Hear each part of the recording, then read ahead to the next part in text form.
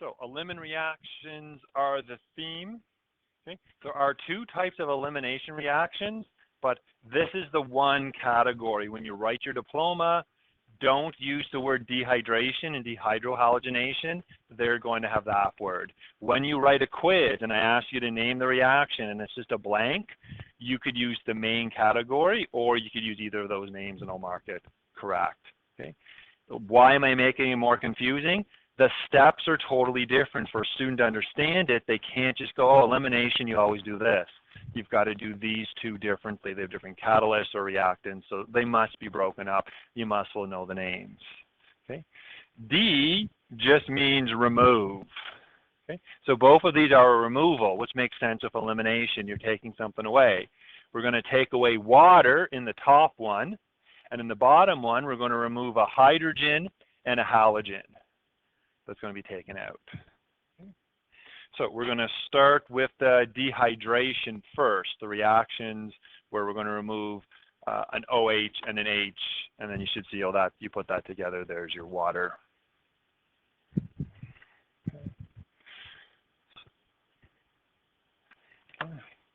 With dehydration reactions, you only have one reactant. There's nothing else consumed, except you do have a catalyst, but it's not consumed. That's the definition of a catalyst, is you use some up, but then it gets replenished at the end. Now, a common example is phosphoric acid.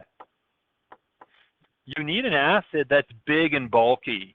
If you use a tiny little acid like HCl, the Cl is a really small molecule, the Cl will add into your product, or it will be part of the reaction. This phosphate is huge, P with 4 O's around it. It's physically large and doesn't mess up our chemistry. Now, I like to explain how this happens, which is called a mechanism. You are not tested on mechanisms. They become a big part of university chemistry. You'll have to learn not just what happens, but what bond breaks first, what bond breaks second, where do the electrons move. Okay. So these steps you don't have to memorize, but I do want to show them to you. The reason you need the catalyst is what a catalyst does at the very beginning is provide some H+, and that H+ is going to react with one of the electron pairs in oxygen. Okay? And that's going to get this reaction going. Okay? That's going to come together and make, what would that blue box end up making? H2O, water. Okay? This is called a leaving group. Okay? It is something that can leave a molecule that's stable. Now, that's a university term. You're not going to see that in high school. You're not going to get tested on the term leaving group. But my goal is largely to prepare you for post-secondary and get you used to that language. So water is going to come off. Okay? And there's the dehydration. That's where your water is going to come from. Okay? Once that water leaves, this carbon is missing a bond. That molecule has to do something, rearrange to get proper bonding capacity back in order to be stable. Okay? It's totally unstable, missing that last bond. So this carbon needs to get a higher bonding capacity. The first thing it could do is form a double bond on this side. Once it does that, this carbon has too many bonds, and one of the H's pops off. Okay? And then I'm going to do the same thing on the other side. So we're going to see two products. We have the hydroxyl group, the acid causes it to leave, and then we get this domino effect of a double bond forming, and then the carbon on the far side losing an H. Now this H is going to come off as an H+, and there's our catalyst regenerating itself. There's an H+ coming in, there's an H+ coming off, so that doesn't show up on our product side.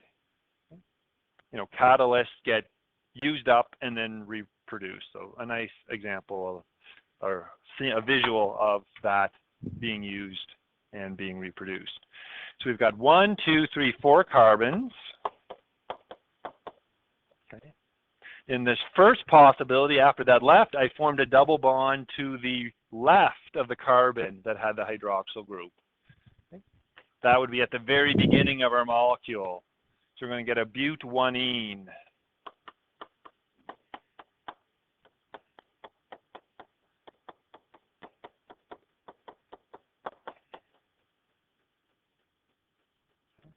You do not need to draw any of that stuff. None of that is testable in high school. Okay. You'll learn how to, there's a few more nuances to the rules of drawing arrows, and you'll learn those next year.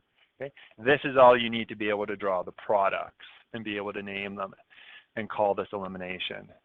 Okay. Now I'm not done,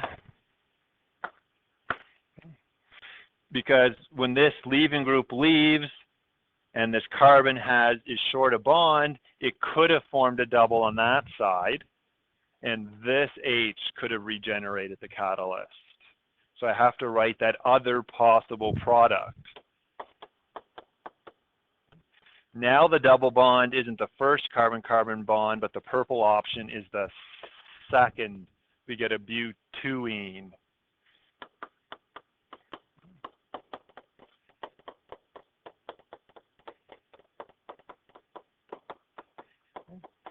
And that second possibility would create another water, or would create a water from that option.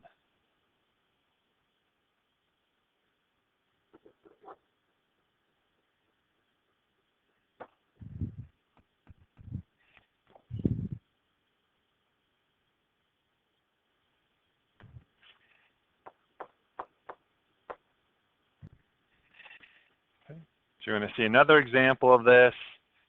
Anytime you have an elimination reaction, you're going to end up losing a water, and you've got to look to the left and the right and make sure you don't end up with the same name. Sometimes if you go double bond to the left, double bond to the right, it's the same.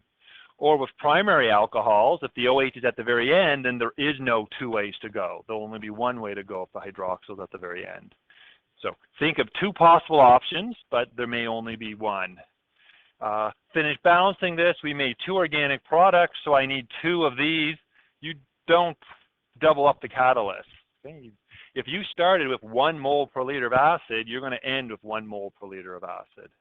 It's not consumed. The pH started at 3, it's going to end at 3. Okay? So that's our dehydrohalogenation with our but-1-ene and our but-2-ene. I'm going to move on to dehydrohalogenation, but I'll give you a chance to ask me questions. I can make up another example if you wanted one.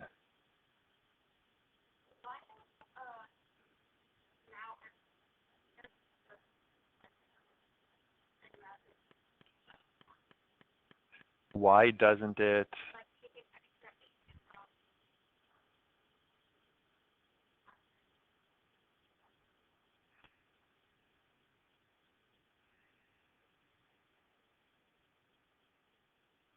I guess there's always a small probability of that, but then it just undoes everything and nothing happens and there's nothing to write. So if that process happened, everything would just get reversed. So maybe it does. It would be hard to even collect evidence if that did happen, because when you studied afterwards, you wouldn't see anything. So what you would get if you had a nice Cl minus, a nice small little ion from your acid, that could go and add in and mess up these steps, which is why phosphoric acid is my example. It's big and bulky and wouldn't sneak into a spot on us. Okay.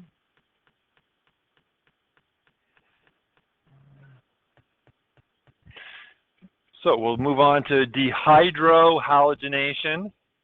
Very similar process, not identical, but a lot of similarities. Instead of an OH, we now have a halogen, a Cl. And the halogens also make good leaving groups. They're very electronegative. When they do pop off, being highly electronegative, they're happy to pull in their electrons and be stable. If something's really unstable, it's going to want to find something positive and snap back to it. The halogens are okay coming off. Okay? Now, you don't end up with a catalyst to get this reaction to occur. You actually need some hydroxide, and it gets used up. And because it gets used up, it becomes a reactant by definition and not a catalyst.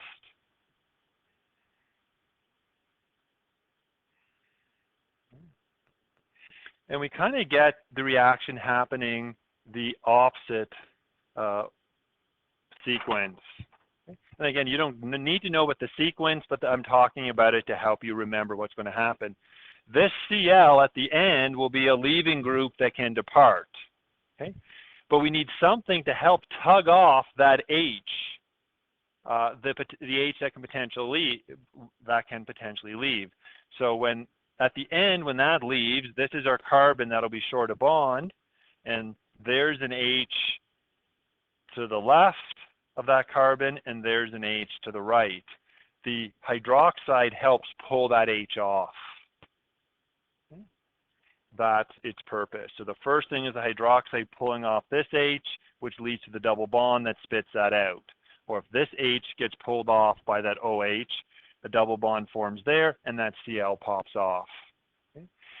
H's all by themselves will not pop off. So if a hydroxide tries to attack this H, okay, which would cause a short of a bonding capacity there, and then that H would have to go away, it just takes too much energy, and H doesn't want to go off by itself. So that will not happen. Okay. You only want to form the double bond to the left of where the halogen is or the right. Do not go multiple atoms away from it. And this is the same thing we did with the hydroxyl group. Okay? We only looked one carbon to the left, one carbon to the right. Okay? We'll just make that a different color. I'll do the example of what if that blue H gets removed and the Cl. Well, if the hydroxide pulls off the blue H, that's going to make water again, H2O. The Cl will come off. We'll have some chloride ions. And then we'll have a spot there for a double bond at the very beginning. 1, 2, 3, 4, double bond right away.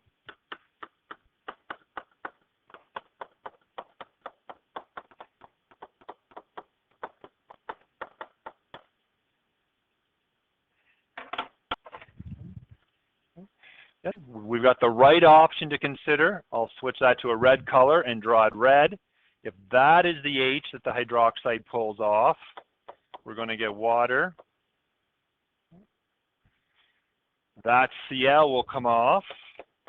As a chloride, it'll take both electrons with it. Okay? So this chloride contributed 1 electron to the bond, but it'll grab both of those, and that's why I'm saying Cl minus. And now we have a double bond here.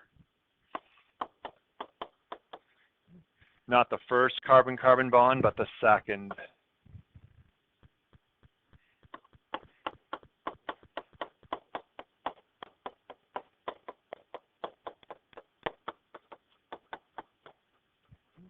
And that's all our possibilities. We're going to need 2 of these. 1 to make the blue product, 1 to make the red. We're going to need 2 hydroxides to make our 2 waters, or 1 from each product. And that's our dehydrohalogenation. Remove an H and a halogen.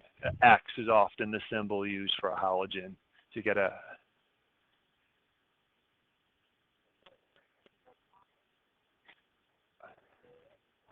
The Cl is the leaving group in this case. Now that's university terminology, but it's the Cl that's leaving the molecule. That's stable. The key to a leaving group is it has to be a piece of an organic compound that is stable enough on its own to exist. So H pluses don't just pop off and exist on their own very often. It's very unique. There's certain acids that do it. CH3 pluses don't pop off. you know, that is not stable. It's too reactive. It's not a good leaving group. Okay, but you know, the oceans are filled with chloride. It's quite stable on its own. And you know, we're used to that stability, you know, with the oceans. You know, we swim and that chloride doesn't just attack us and burn us and we instantly die. It's a stable compound. Okay. Last bit to note here, sometimes students get a bit confused when a homework question or diploma question uses a full ionic compound there. You can't buy a bottle of hydroxide ions. So when you get a question, you might be told that it's sodium hydroxide, or maybe lithium hydroxide is where that hydroxide was formed. Okay? You can leave your notes like this, but I'm just going to tweak them a little bit. If you had sodium hydroxide given to you in a question, okay, that's a hydroxide. The reaction all happens exactly the same. The sodium doesn't do anything. It's just a spectator ion, and you would pair the sodium up with the chloride in your answer. That's all that would change. Or I would totally accept if you said, hey, that's a spectator ion, and just drop the sodium altogether. Okay? Saying, oh, that's a spectator, it doesn't do anything, I'm going to leave it out of my balanced chemical equation. Either is acceptable. Just, if I don't mention this, I get a lot of confusion of what do I do with that sodium? That wasn't part of the example. I'm not sure what to do.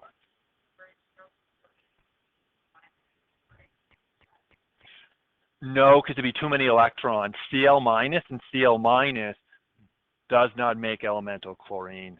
The same way in the oceans, the two Cl's, good, it would kill us all. Two Cl's in the ocean don't come together and make chlorine gas or mustard gas. So good to wonder, but no, that's not what happens chemically.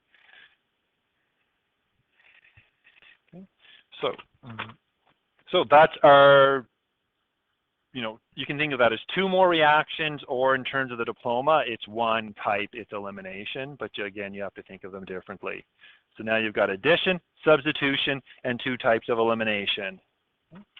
Let's just recap combustion, and then today and your week is concluded. And I really want to, you know, combustion, so I'm not doing it for that reason. I just want to connect it to generic formulas and save you some time. Okay. So we're going to write the balanced chemical equation for the combustion of 2,2-dimethyldecaine. Okay. And I'm not going to draw it out. I'm just going to write molecular formulas. And we don't need to draw 2,2-dimethyldecaine to get its molecular formula. We're going to use patterns. What family is that? Kind of obvious, maybe. Yeah, it's an alkane. You know, just because you see the ane, you have to make sure there's no halogens or something. If there was a Cl in here, that generic formula for an alkane isn't going to work. Okay? You can modify it. If this had two chlorines, that just means there'd be two less H's. Two H's were substituted. So you can use it, but you have to modify it. Okay? But that's a straight up alkane, aliphatic hydrocarbon, nothing else added. So I'm going to use the generic formula to get my C and H count. Branches don't affect the generic formula. They still work. We need to know the carbon count in total. Dec would be 10. Meth is 1, but it's a di. There's 2 of them. Okay? I don't care where they are for the count. I just care that there's 2 of them times 1 methyl. So we got 2 and 10. So we got 12 carbons. Okay. This would be a pain to have to draw that all out and count all the H's. But we don't need to do that. We just need to double it and add 2. So there's 26 H's. So you can go from a name to the formula really quickly. Now, I'm not sure of the state. I'm quite sure it's a liquid, but you don't know for sure the solid liquid gas. Okay. But I'm pretty much because that's pretty much around diesel fuel. The C8 is our gasolines or octanes. Okay. Combustion. Okay, this, you should know all the other compounds. What's the other reactant? Just yell it out. Hopefully it's easy. Oxygen. O2 gas. And this makes CO2, gas, and water vapor. And then you just need to balance it, and that's nothing new. Okay. Now, the shortcut or trick for balancing combustion that I like to teach, if you look at the hydrogen count, if you divide it by 2, okay, and I do that because it comes in pairs, if you get an odd number, it's not going to work out right away. You're going to end up with an odd number of O's. Okay. So anytime this, because it's 26, when I divide it up, I get 13 there, which is an odd number, it's not going to balance nicely for me. But if I double this, I turn it back to an even number and everything works out nice and I balance this super fast. So I'm trying to speed up the balancing. So now I need 26 waters. My carbon would be 24. And my oxygen ends up being 37.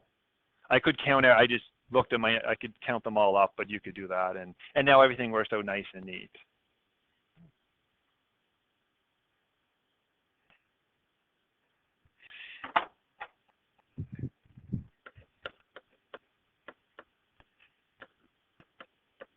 Incomplete combustion. These do not give one answer for balancing. The reason for that is it depends on the lack of oxygen. Incomplete combustion means the limiting reagent is oxygen and the fuel is not burning. All the carbon isn't getting 2 O's because there's a lack of it. Some of the carbon gets 1 O, some of the carbon gets 2, some of the carbon gets no O's. And it's just unique to every oxygen percentage. Okay? But you do need to be aware of the products. Incomplete combustion gives a whole bunch of carbon products, and you need to be aware of their science, technology, and society connections for this course. Okay? So one of the products that you get from both complete and incomplete is carbon dioxide. Okay? And I'll just, you know, that's a greenhouse gas. And I don't have anything else to add. That's not new information, so we'll keep going. Okay. Now you also get carbon monoxide gas. Can anybody tell me anything about carbon monoxide gas?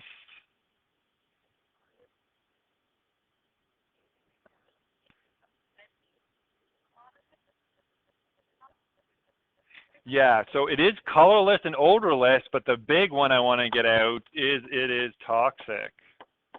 Okay.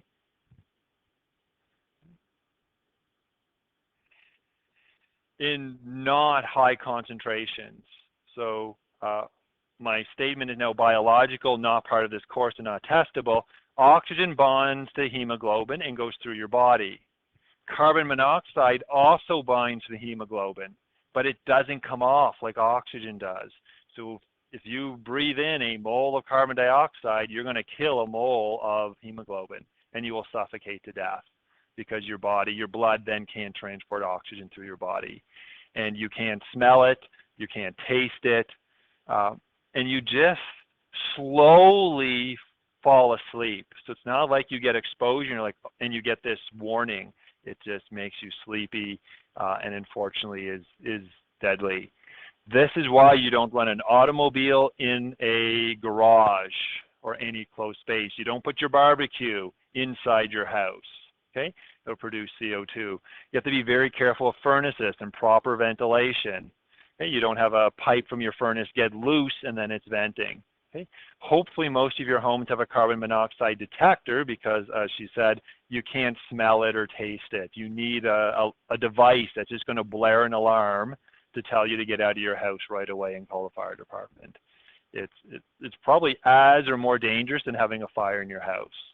So if your carbon monoxide detector goes off, don't collect all your stuff and slowly get out of your house. Get out right away. I had a teacher colleague have her carbon monoxide detector go off, and she got out of the house, and the fire department's coming, like the fire department comes, and they went in full masks, and then they had a big leak of CO2 in their house. They would have all died that night if they didn't have a CO2 detector to warn them.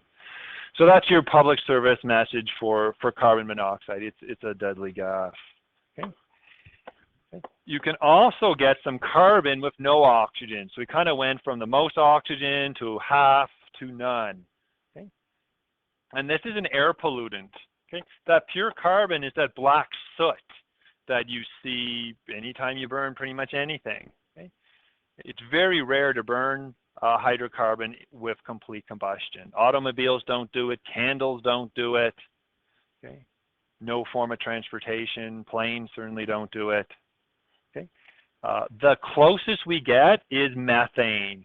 CH4, a nice small hydrocarbon, burns quite completely. And it's why of all the fuels you're going to burn, methane is one of the best.